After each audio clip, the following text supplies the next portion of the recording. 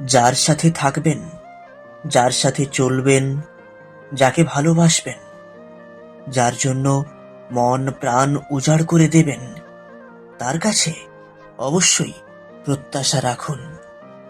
ভালোবাসা দেবেন অথচ ভালোবাসা পাবেন না, এমনটা হয় নাকি? দাবি না থাকলে অধিকার জন্মায় না।